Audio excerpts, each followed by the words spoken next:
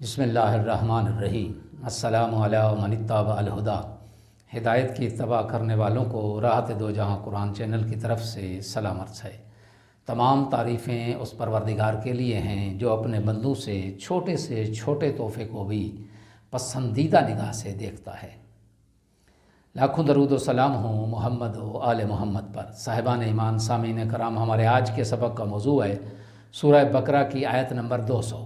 تو آئیے پروردگار کے پاک نام سے اپنے سبق کا آغاز کرتے ہیں۔ بسم اللہ الرحمن الرحیم۔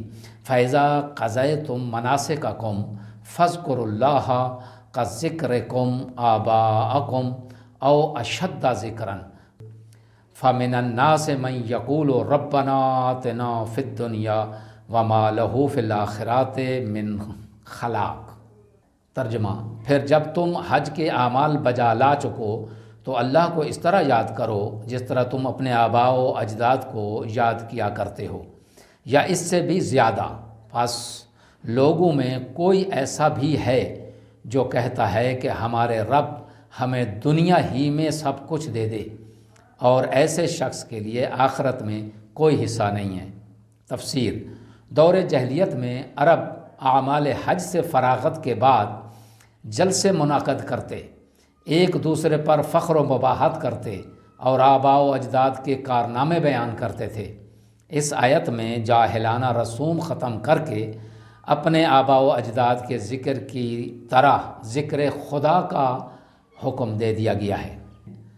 ذکر خدا اور اللہ کی بارگاہ میں دعا کے آداب یہ نہیں ہیں کہ انسان اللہ سے صرف دنیا طلب کرے جو وقتی اور زائل ہونے والی چیز ہے۔ ایسی دعا سے دنیا تو شاید مل جائے لیکن آخرت میں کچھ نہیں ملے گا۔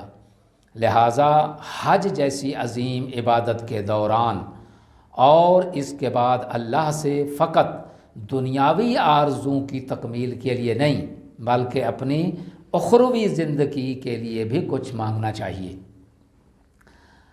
آیت میں بیان ہونے والے اہم نکات: پہلا نکتہ یہ ہے کہ حج سے حاصل شدہ معنویت کو برقرار رکھنے کی تاکید کی گئی ہے، اور دوسرا نکتہ اس میں یہ ہے کہ صرف دنیاوی آرزوؤں کی تکمیل کی خواہش ابدی زندگی میں محرومیت کا باعث ہے۔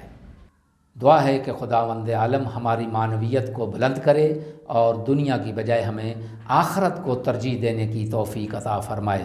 وآخر دعوانا ان الحمد للہ رب العالمین۔